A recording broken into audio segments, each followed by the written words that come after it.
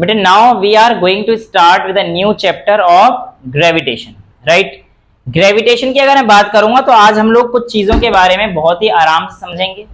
Gravitation को समझने के लिए बहुत ही इंपॉर्टेंट चीज थी जो हमारा मोशन था, उसको हमें ध्यान में रखना है, क्योंकि जितनी भी हमारे पास फ्री फॉल के केस में क्वेश्चन बनेंगे बेटा, वो सभी के सभी किससे बनेंगे? ग्रेविटेशन से और मोशन से रिलेटेड, ठीक है।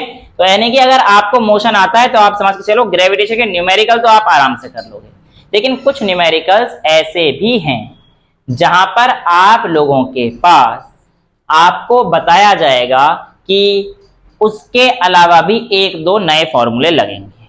मैंने आपको पूरा चैप्टर ऐसे एक या दो फॉर्मूले से सिखाया है, तो यहां पर भी आज हम लोग एक फॉर्मूला करेंगे और उसी फॉर्मूले को यूज में लाते हुए किस तरीके से हम लोगों ने ग्रेविटेशन को समझना है, पहले इस चीज को जानते हैं। बचपन से एक ही कहानी सुनी होगी, न्यूटन साहब एक पेड़ के नीचे बैठे थे, पेड़ के ऊपर से सेब गिरा और सेब नीचे गया, उनको ग्रेविटी की खोज में हेल्प करी, तो इस तरीके से ग्रेविटी की खोज हुई। हालांकि एक साइंटिस्ट थे, ये सिर्फ ऐसा नहीं है कि हमारे पास न्यूटन ने काम किया हो, कैवेंडिश, टोल्मे, इन सब ने हमारे पास अलग अलग theory related to gravitation exactly ऐसे नहीं दी थी पर दे रखी थी, लेकिन all credit goes to Newton, क्योंकि जो सबसे ज्यादा मेजर डिस्कवरी थी वो हमारे पास किसने करी थी? Isaac Newton. अब ये जो 17वीं सेंचुरी के जो साइंटिस्ट थे, यहां पर आप लोगों को मैं पहले दो तीन चीजें पहले ही बता दूं, उसके बाद मैं चैप्टर जहां पे लिखा हुआ है वहां पे भी बताऊंगा कि ग्रेविटेशनल फोर्स एक ऐसी फोर्स है जिसकी वजह से आज हम लोग इस अर्थ पर खड़े हैं। ग्रेविटेशनल फोर्स एक ऐसी फोर्स है जिसकी वजह से मून अर्थ के चारों ओर घूमता है। ग्रेविटेशनल फोर्स एक ऐसी फोर्स है जिसकी वजह से सोलर सिस्टम एग्जिस्ट करता है और जिसकी वजह से आप लोगों का सन है वो सेंटर पर है और उसके अराउंड सारे ऑब्जेक्ट घूमते हैं। लेकिन यार प्रॉब्लम तो मेरे को अब भी आ रही है, मुझे तो अब भी दिक्कत आ रही है, क्या कि ऐसे कैसे घूमते होंगे, सेंटर पे ही क्यों घूमते होंगे, है ना। अब आज इस चीज को हम लोग समझेंगे। वैसे इससे पहले मैं आपको बता दूं, हमारे पास दो मॉडल हमें समझने होते हैं। एक होता है जियोसेंट्रिक मॉडल, जो कि पहले आया था। जियोसेंट्रिक मॉडल के अकॉर्डिंग ये हमारे पास कहता था कि अर्थ सेंटर पर है और अर्थ के अराउंड पूरा ब्रह्मांड घूम रहा है, पूरा यूनिवर्स अर्थ के अराउंड घूम रहा है।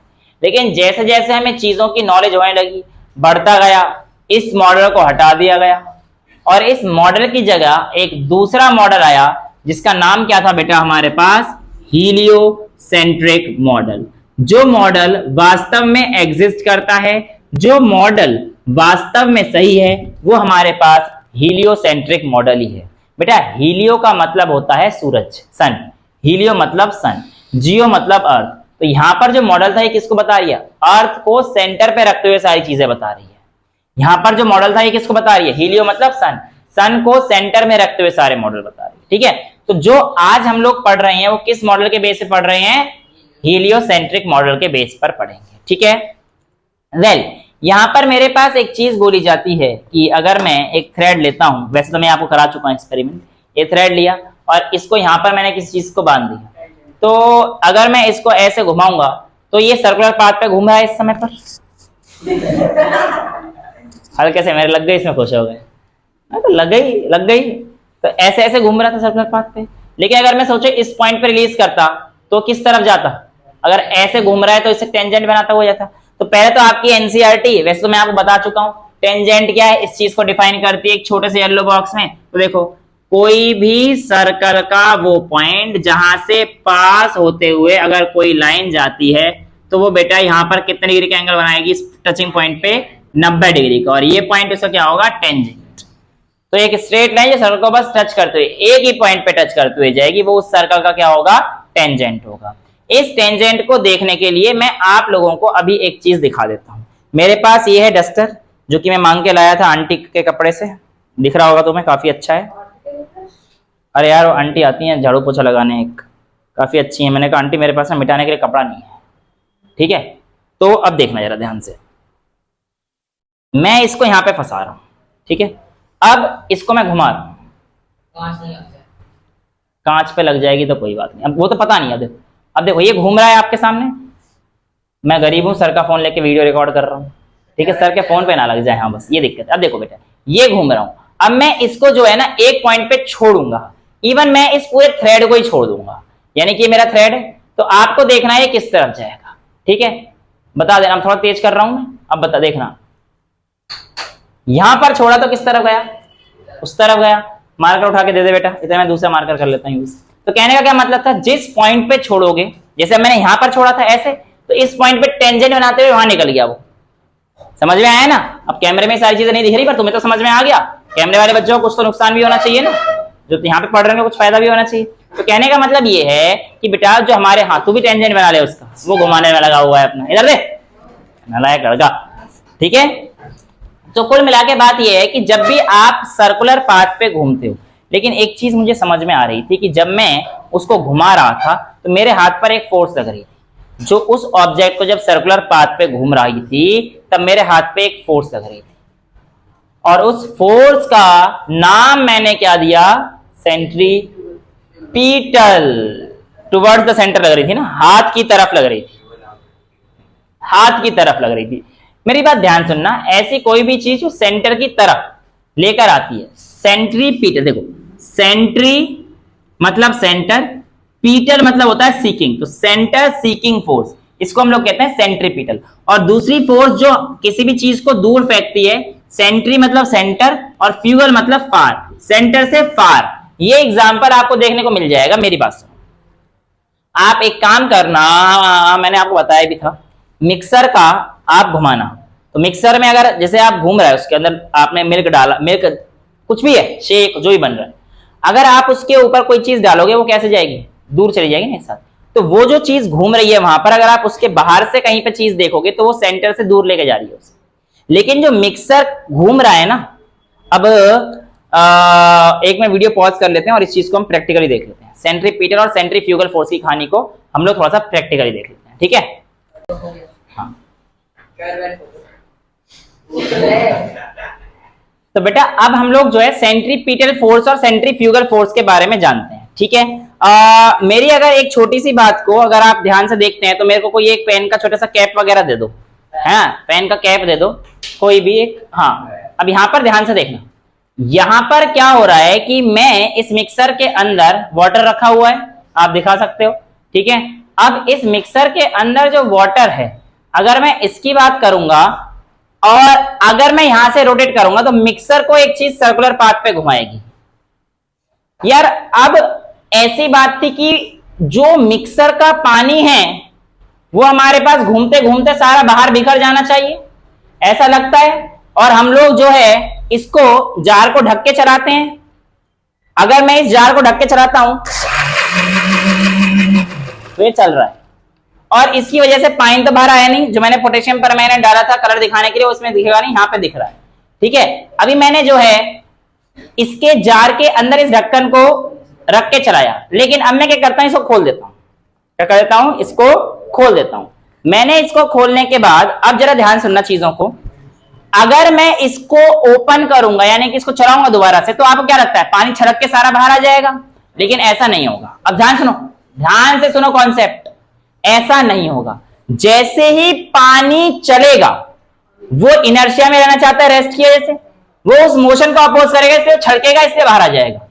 लेकिन एक बार आप घुमा दोगे तो वो उसी मोशन में रहना चाहेगा, और यहां पर जब वो सर्कुलर पाथ पे घूम रहा होगा तो उसके पास एक फोर्स लग रहा होगा जो उसको सेंटर की तरफ खींचेगा, और जब वो फोर्स इस पे लगना चालू हो जाएगा उसके बाद से पानी बाहर आना बंद हो जाएगा। यानी कि सेंट्रीपीटल फोर्स चीजों को अंदर की तरफ खींच रही है, तभी तो पानी बाहर नहीं आ रहा। अगर सेंट्रीफ्यूगल फोर्स लग रहा होता तो पानी तो बाहर का बाहर चला जाता, लेकिन वो जो बॉडी घूम रही है उसके किसी भी पॉइंट पे अगर आप कोई चीज डालोगे तो वो उसे टेंजेंशियली बाहर ही फेंकेगी। जैसे मोशन ऑफ सर्कुलर पाथ था, उस पे वो जो पॉइंट मेरे हाथ पे फोर्स लगाया था वो कौन सा फोर्स था बेटा, सेंट्रीपीटल पीटल। लेकिन वो जो थ्रेड था जिसकी वजह से वो गया जहां पे, उस पे क्या लग रहा था, सेंट्रीफ्यूगल। तो इसको चालू करें तो ये इनर्शिया सेंट्रीपीटल सब कुछ चालू, देखो हल्का सा तो बाहर जाएगा, नहीं उसे कोई दिक्कत, इतना नहीं जाएगा बेटा। अब देखो अब बिल्कुल ही बाहर नहीं आ रहा, एक पॉइंट पे तो आया। अब देखो इसे देखो, आपने देखा वो इससे छोटे बाहर चला गया। अब ये तो इसके पैरे पे होली खेल ली है पूरी, है ना। सो कुल मिला के सुनो जरा, आप लोगों ने देखा क्या हुआ, क्या हुआ, जैसे मैंने स्टार्ट किया तब तो काफी पानी बाहर आया, लेकिन एक बार जैसे ही उसने सेंट्रीपिटल फोर्स एक्चुअल में अचीव करा तो उसके बाद तो मेरे हिसाब से कोई चेंज नहीं आया। अब आप चेक, पानी का लेवल भी कम है। अब आप देखो दोबारा से चाहो तो, ये स्टार्टिंग में जाएगा, बस अब नहीं जाएगा, अब नहीं जा रहा। लेकिन अगर मैं यहां पर कोई चीज डालूंगा तो वो कहां जाएगी, बाहर जाएगी। चेक करें, एक कैप ले जरा, काम के कैप, ये कैप है,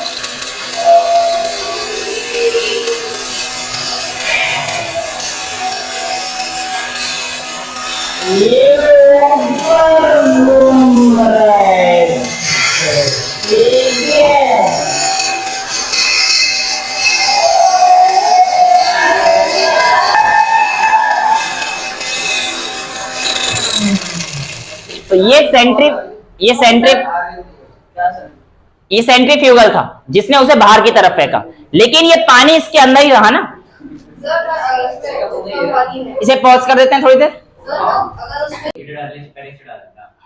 क्या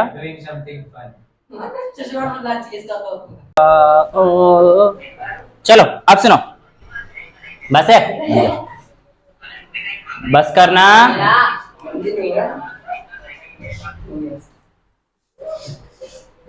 करने शुरू। तो बेटा आप लोगों ने देख लिया सेंट्रीपिटल फोर्स की वजह से वो चीज कहां पर थी, सेंटर की तरफ ही थी, पानी बाहर नहीं आ रहा था। लेकिन सेंट्रीफ्यूगल फोर्स की वजह से जैसे मैंने कैप डाला, कैप उड़ के बाहर आ गया। तो सेंट्रीफ्यूगल फोर्स चीजों को सेंटर से दूर फेंकता है, देखा आपने, और सेंट्रीपिटल फोर्स चीजों को अंदर रखता है। यही सेंट्रीपिटल फोर्स, ओ हो, ये तो बोर्ड भी रंगीन हो गया है। ठीक है, चलो मैं इसे मिटा देता हूं, है ना। तो यहां पर हमारे पास सेंट्रीपिटल और सेंट्रीफ्यूगल फोर्स की कहानी आप लोगों को अच्छे से समझ में आ गई है, यहां तक तो कोई दिक्कत नहीं है। अब देखो, अब यहां पर एक नए फोर्स का बेटा किसी को इसमें डाउट है सेंट्रीपिटल और सेंट्रीफ्यूगल में तो बताओ, टेंजेंट में कोई डाउट है तो बताओ। क्लियर है, सारी चीज क्लियर है, okay. Now coming towards the point, हमारे पास क्या आती है कहानी, सिंपल सी। हमारे पास आज हम लोग पढ़ने जा रहे हैं यूनिवर्सल लॉ ऑफ ग्रेविटेशन। क्या बोला बेटा मैंने, universal law of gravitation. Universal law of gravitation क्या कहता है, कैसे कहता है, आइए इस चीज को समझने की कोशिश करते हैं। इसने बोला कि अगर आपके पास कोई भी दो बॉडी है, मान के चलिए एक बॉडी इधर है एक बॉडी उधर है, तो इन दो बॉडी पर हमेशा एक एट्रैक्टिव फोर्स लग रही होगी। अगर आप लोगों के पास कहा जाए कि क्या इस समय पर अर्थ मून को अट्रैक्ट कर रहा है, तो आंसर है यस। क्या मून भी अर्थ को अट्रैक्ट कर रहा है, यस। पर फिर अर्थ मून की तरफ क्यों नहीं जा रहा, तो बेटा इसका आंसर कुछ अलग है, वो हम लोग अभी आगे देखेंगे। लेकिन यूनिवर्सल लॉ ऑफ ग्रेविटेशन के अकॉर्डिंग आपके पास जो किसी भी बॉडी पे लगने वाला ग्रेविटेशनल फोर्स होता है, ये डायरेक्टली प्रोपोर्शनल होता है to the product of mass. यहां पर m1 m2 या बड़ा M छोटा m ले लेता हूं, बड़ा M छोटा m, एक बड़े मास एक छोटे मास, ठीक है। डायरेक्टली प्रोपोर्शनल होता है to the product of their mass, और F इनवर्सली प्रोपोर्शनल होता है to the square of distance between them, to the square of distance between them.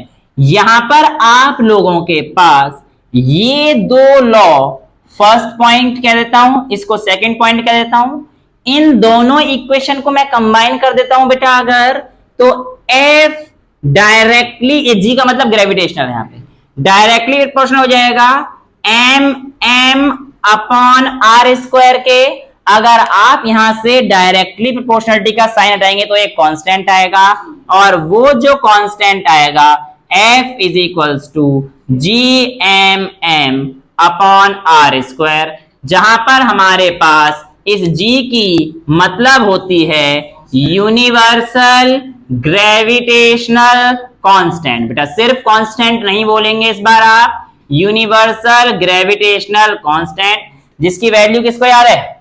9.8 वाह वाह वाह, 6.67 इंटू 10 की पावर -11। बेटे 9.8 मीटर पर सेकेंड स्क्वायर छोटे जी की वैल्यू, अभी हम लोग देखेंगे उसके बारे में, टेंशन ना लो। हाँ, अब यहाँ पर ध्यान से देखिए बेटा, दो तीन चीजें। इसकी यूनिट अगर पूछ लेगा तो मुझे इसकी यूनिट तो नहीं पता, लेकिन मुझे फोर्स की पता है, न्यूटन है, तो इसकी यूनिट ऐसे निकाल सकते हैं, बड़ा G is equals to force into R square upon M into M, right. Force की यूनिट क्या है? न्यूटन। आर स्क्वायर मतलब क्या है? लेंथ। लेंथ को किसमें नापते हैं? मीटर में, तो यानी कि हो जाएगा metre square upon mass into mass 2 kg, kg into kg मतलब केजी स्क्वायर, तो इसका यूनिट क्या आ जाएगी? न्यूटन मीटर स्क्वायर पर केजी स्क्वायर। अगर इसका डायमेंशन पूछ लेता है तो मैंने क्या बेटा, ओके थैंक यू, अगर इसका डायमेंशन पूछ लेता है तो जो बच्चे यहां पर शुरू से मैंने आपको डायमेंशन निकालना सिखा रखा है, तो यहां पर फोर्स की डायमेंशन क्या आती थी? mlt-2, मीटर स्क्वायर का मतलब L2, केजी का मतलब M2, तो ये हमारे पास कितना आ जाएगा? m3l3t-2, यही है। हाँ सॉरी, ये m-2 तो m1, जो बेटा m-1 हो जाएगा ना, L3 हो गया t-2, ठीक है। तो ये इसकी डायमेंशन रहती है। इसको अभी आप 9th क्लास के लेवल पर छोड़ सकते हैं इस चीज को, लेकिन ये आपको यूनिट निकालनी तो आनी चाहिए। यूनिट के लिए क्या किया? कुछ भी नहीं, जी की टर्म्स में इसको लिख दिया। फोर्स का न्यूटन, रेडियस का मतलब लेंथ, तो एल स्क्वायर, तो न्यूटन मीटर स्क्वायर, मास का मतलब KG into KG, KG square, तो न्यूटन मीटर स्क्वायर पर केजी स्क्वायर, ये इसकी यूनिट हो जाएगी, ठीक है। ये तो आपको समझ में आ गया। अब ये जो यूनिवर्सल ग्रेविटेशनल कांस्टेंट है, यहां पर हमें दो तीन चीजें अर्थ से जो हम लोग अपने आसपास देखते हैं इसमें मदद करती है। तो what are the importance of universal law of gravitation, ये पूछने लगे तो मैंने आपको पहली चीज बताई, ये जो ग्रेविटेशनल फोर्स है इसी की वजह से आज हम लोग अर्थ से बाइंड हो रखे हैं, वरना हम लोग हवा में उड़ रहे होते या क्या कर रहे होते पता नहीं आज तक। तो दूसरा केस, अगर बेटा हमारे पास ये यूनिवर्सल ग्रेविटेशनल लॉ नहीं होता तो जो हमारे पास आज अर्थ सन के चारों ओर घूम रही है ना, उसके बारे में नहीं पता चलता। अब सर ये अर्थ जो है सन के चारों ओर कैसे घूम रही है, इसका आंसर बिल्कुल वही है जिस तरीके से मून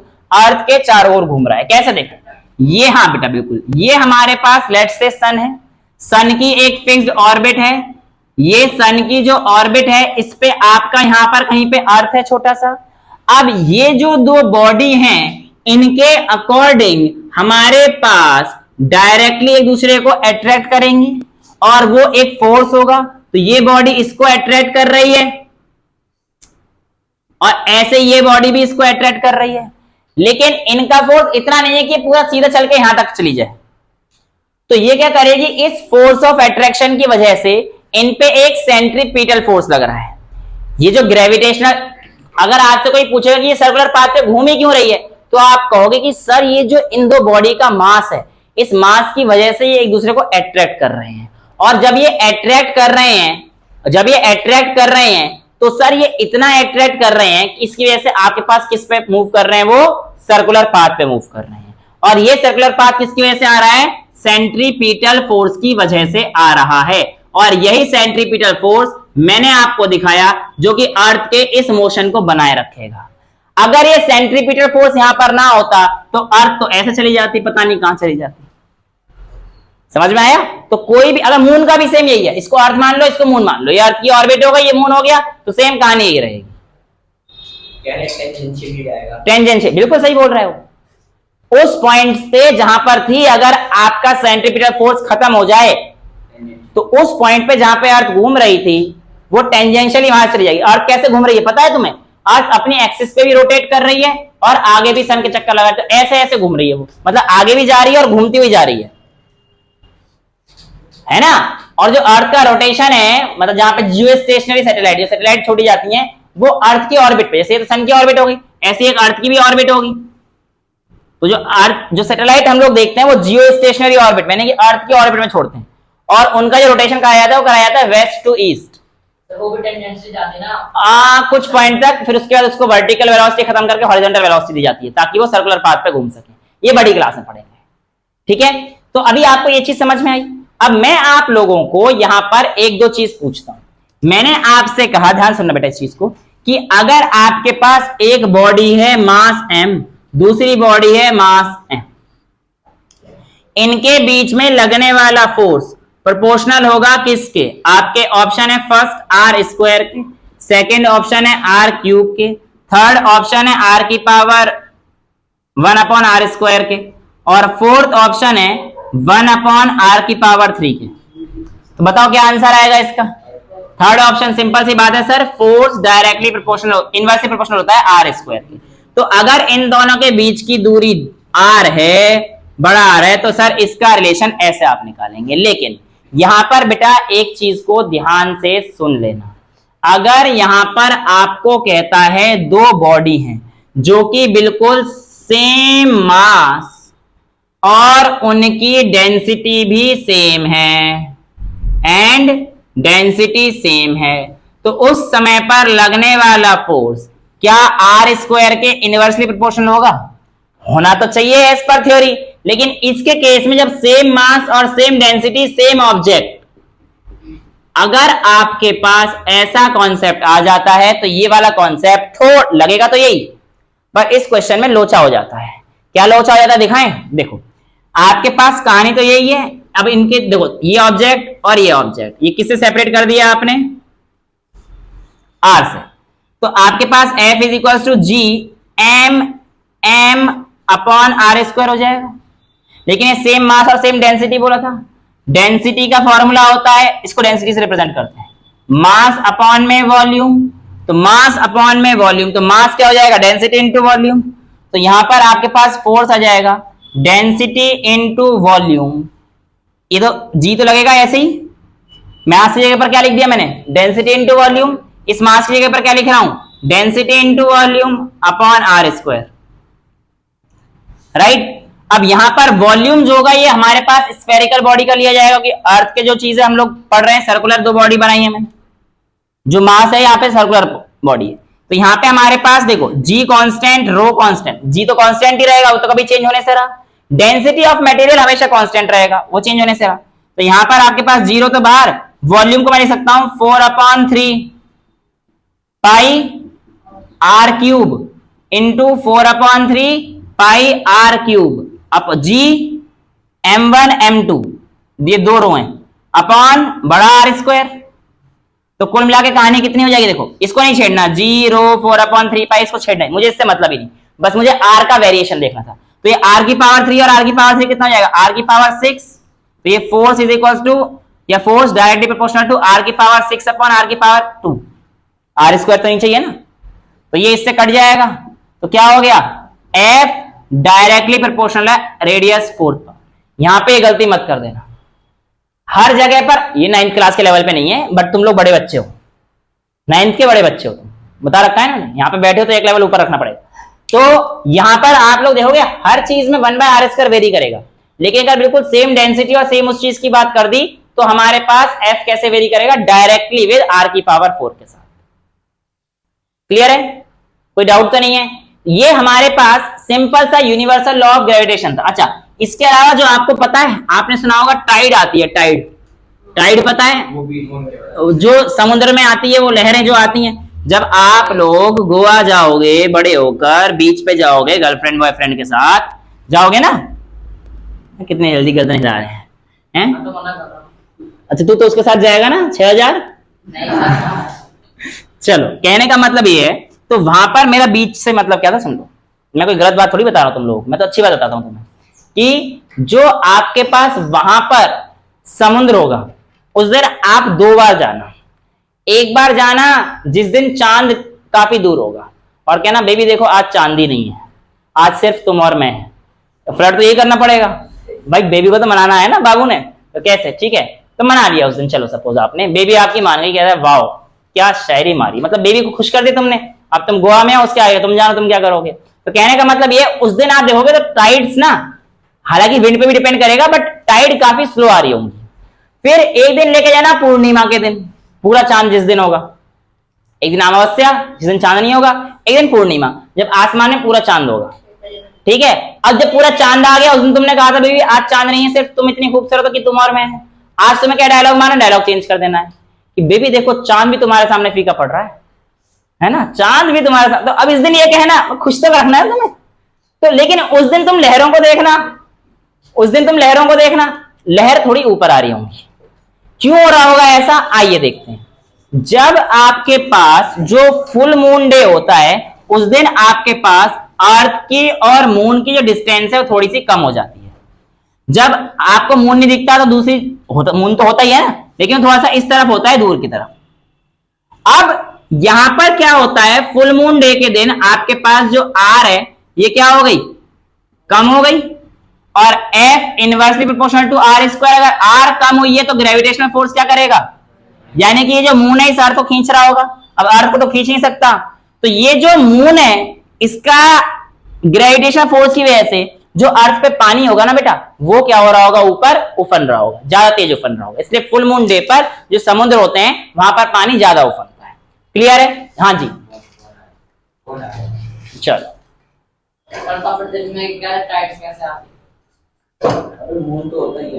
टाइड यही है बेटा, टाइड आने का कॉन्सेप्ट यही है कि आपके पास टाइड क्यों आती है, उसका रीजन ये होता है। यहां तक कोई दिक्कत, आने दो फोन, कोई बात नहीं, देख लेंगे। सर का फोन है, सर आएंगे तो सर ले जाएंगे, है ना, हमें क्या करना। चलिए अच्छा, अब देख दूसरी बात ध्यान सुनिए यहाँ पर। अब यहाँ पर आप लोगों को एक चीज बड़ी अचंभित करती होगी, क्या, कि सर अगर ये मून अर्थ को खींच रहा है ग्रेविटेशनल फोर्स की वजह से, तो ये अर्थ मून की तरफ क्यों नहीं जा रही है। या फिर दूसरा, अगर सर आप कह रहे हो कि अच्छा universal law of gravitational force की स्टेटमेंट तो मैंने लिखवाई नहीं, तो उसकी स्टेटमेंट ये है, every body in the universe, कोई भी एक बॉडी है इस यूनिवर्स में, attracts the other body by a force which is proportional किसके बेटा, to the product of their masses and inversely proportional, बताओ आगे, to the डिस्टेंस नहीं, स्क्वायर ऑफ डिस्टेंस बेटा, डिस्टेंस है, ये फॉर्मूला था ना, F is equal to G m1 m2 upon are square and inversely proportional to the square of distance between them. कहने का मतलब ये है कि बेटा यहां पर हमारे पास, जैसे हर्षित है, उसे नींद आ रही है अभी थोड़ी सी, है ना, तो हर्षित अगर मुझे अट्रैक्ट कर रहा है तो मैं भी हर्षित को अट्रैक्ट कर रहा हूं। तुम जिसको अट्रैक्ट करना चाह रहे हो वो भी तुम्हें अट्रैक्ट कर रही है, लेकिन सर ये फिर फोर्स हमें फील क्यों नहीं हो रही। बेटा फोर्स फील नहीं होगी। अब तू सोच रहा है कि अगर सर मुझे अट्रैक्ट कर रहे हैं मैं सर से चिपक जाऊंगा, ऐसी हरकतें मत करो। क्या कह रहा है, मानस वाली हरकतें, ये तो किससे चिपक के कहता है, ग्रेविटी चिपका रही है, मेरा कोई दोष नहीं है ना। तो बेटा कोई मिला के समझो, कहने का मतलब क्या है, वो भी मुझे अट्रैक्ट कर रहा है, मैं भी उसे अट्रैक्ट कर रहा हूं, लेकिन हम लोग फिर एक दूसरे के पास क्यों नहीं जा रहे। सोचो कितना अच्छा होता, जिसे हम चाह रहे हैं उससे हम अट्रैक्ट हो जाए, है ना। किसके साथ होते हैं, सबके साथ होते हैं ना, अच्छा सब के साथ ही होते नहीं, जिससे हम चाह रहे हैं, काश ऐसा होता, है ना। तो कुल मिला के हाँ, बात तो ये सर सबके साथ होते, फिर तो दिक्कतें हो जाती। अच्छा अभी मैं इसके पास क्यों नहीं जा रहा या मेरे पास क्यों नहीं आ रहा, इसका रीजन है, क्या रीजन है बताओ, मास। ये जो मास है ना, ये बहुत बड़े बड़े मास इसके लिए, और हमारा मास क्या है, 50 किलो, कितना है मेरे से याद है, वो है वेट इस समय पर वेट, तो मेरा वेट 62, मास और वेट डिफरेंस बताऊंगा अगली क्लास में। उसका वेट, सॉरी मेरा वेट 53, उसका वेट 62, लेकिन ये कोई मास है, ये कोई मास हुआ। अर्थ का मास बताऊं, 6.2 इंटू 10 की पावर 24 के, इस मास के सामने मेरा क्या मास है यार, अर्थ के लिए चींटी से भी कम हूं मैं। तो इतने बड़े मास पे चीज। सर ये तो मास है, आप तो वेट बता रहे हो ना। ठीक है, नहीं ये उसका वेट, ये मास ऑफ अर्थ लिया था, इसके लिए under the effect of gravity होता है, इसलिए हम लोग जी कंसीडर कर लेते हैं। ठीक है, तो मेरा भी mg बता रहा हूं मैं तुम्हें, 53 किलो। ठीक है, पेपर क्या होते हैं? 53 अंग्रेज की औलाद, 53 कितने होते हैं बताओ अभी से। हैं?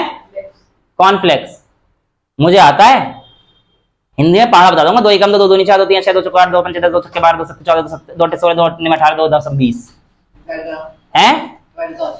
12 कम 12 12 2 24 12 3 36 12 4 48 12 5 60 12 छक्के 72 12 7 84 12 8 96 12 9 108 12 दम 120। अब मत पूछिए अगला। ये सोचता हिंदी नहीं आती, अबे मैं हिंदी में पूरी क्लास दे दूं तुझे। हिंदी आती है, टेबल नहीं आती। सब आता है। इस ग्रेविटेशनल फोर्स को कहते हैं गुरुत्व आकर्षण बल। Gravitational force. हाँ ठीक। अच्छा सुनो सुनो सुनो सुनो मेरी बात सुनो।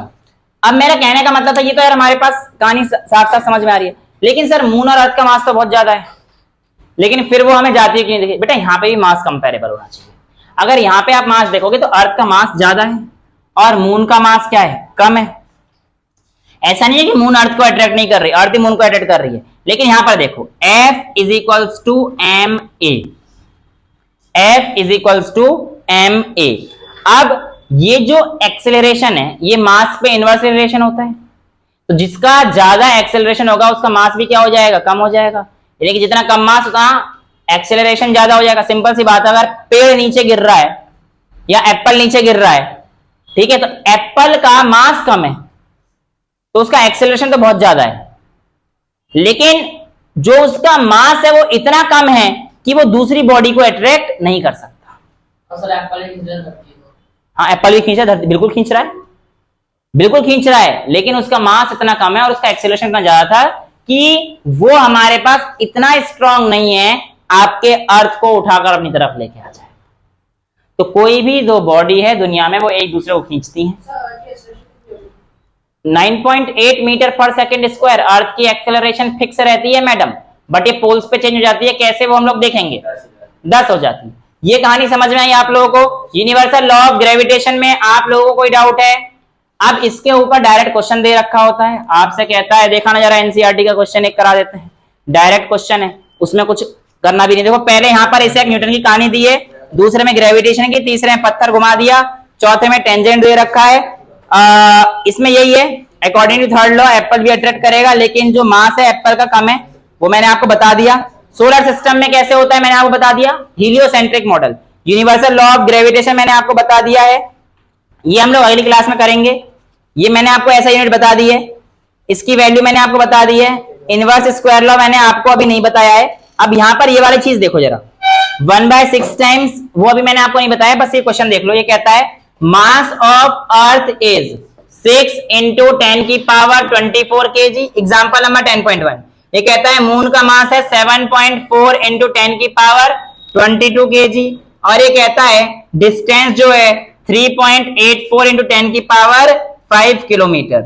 आपको बताना है कि जो इसकी ग्रेविटेशनल फोर्स है इन दोनों की जो लगाई होगी वो कितना लग रहा होगा। तो क्या फॉर्मूला लगा दोगे? F gravitation is equals to G m1 m2 upon r square. Change क्या करना है? इस किलोमीटर को मीटर में, तो G की वैल्यू 6.6 10⁻11 इंटू मास m1 6 × 10⁻24, मास m2 6 × 10⁻22 अपॉन इसका स्क्वायर 3.84 × 10⁵ का स्क्वायर। लेकिन ये 8 हो जाएगा बेटा, किलोमीटर को मीटर में कन्वर्ट करूंगा 3 जीरो बढ़ जाएंगी। 1 किलोमीटर में 1000 मीटर होता है ना, 1 किलोमीटर था मैंने मीटर कर दिया। तो जब आप इसको सॉल्व करोगे तो बेटा आपका आंसर मैं कैलकुलेशन कर रहा हूं, मैं कैलकुलेशन कर रहा हूं। मास 2 तो 7.4 है, हैं? मास 2 तो 7.4 है, आपने 6 के ले रहा है। कहां पर बेटा? ये गलत देख रहा है, कौन सा गलत है बता? पता नहीं, सॉल्व भी कर दिया मैं 2.02 × 10⁻20। बेटा बेसिकली फॉर्मूला डालना है और इसमें वैल्यू डालनी है, ठीक है। हाँ 9th क्लास में अभी एक चीज हो सकती है कि आपको ये पावर सॉल्व करना है, इन पावर को सॉल्व करना सिखाता हूं आपको। देखो ऐसे जो ऊपर वाले सेम पावर इनको ऐड कर दो 10 की पावर में, तो 10 की पावर 24, 22 10 की पावर 46 हो जाएगा बेटा। ये माइनस में 11 तो माइनस 11 कर देना, अपॉन में 8 2 जा 16, तो 10 की पावर 16 है। ये सारी कैलकुलेशन आप कर लेना, छोटी वाली वो तो आप कर ही लोगे, 10 की पावर सिखा देता हूँ। 16 ऊपर जाके माइनस हो जाएगा, तो माइनस 16 और माइनस 11 कितना हो गया, माइनस 27। तो 10 की पावर 46 माइनस 11, ये ऊपर जाती है बेटा कोई भी चीज 1 अपॉन 10 की पावर 1 है, तो इसको आप 10 की पावर माइनस 1 लिख सकते हो। तो ये 10 की पावर माइनस 11 माइनस 16 तो कितना हो गया, माइनस 27, 10 की पावर 46 माइनस 27 यानी कि 10 की पावर प्लस 19 ये बनेगी। और जब आप इसको सॉल्व करोगे तो स्टैंडर्ड फॉर्म में लिखने के लिए हम लोगों ने क्या लिख दिया, 2.2 10 की पावर 20। तो बिल्कुल परफेक्ट आ रहा है, कोई दिक्कत वाली चीज तो है ही नहीं भाई। इसको सॉल्व करोगे ना, आपका आंसर आ रहा था 20.2 इंटू 10 की पावर 19। 10 की पावर सॉल्व हो गई। इन सबको जब आप सॉल्व करोगे 6.6766 इसको सॉल्व करोगे तो आपका आएगा 20.2 10 की पावर 19। लेकिन स्टैंडर्ड फॉर्म में लिखने के लिए 2.02 इंटू 10 की पावर 20 कर देते हैं। तो ये आपके पास ग्रेविटेशनल फोर्स था, फोर्स की ऐसा यूनिट न्यूटन लगा देना, ठीक है। तो ग्रेविटेशन की आज की क्लास यहीं पे रखते हैं। That's all for today. अगली क्लास में और अच्छी अच्छी चीजें देखेंगे और एक्सपेरिमेंट्स करेंगे। आज होली हमने खेली लिया है। Thank you so much. हैं चल जाएगी इतने तो।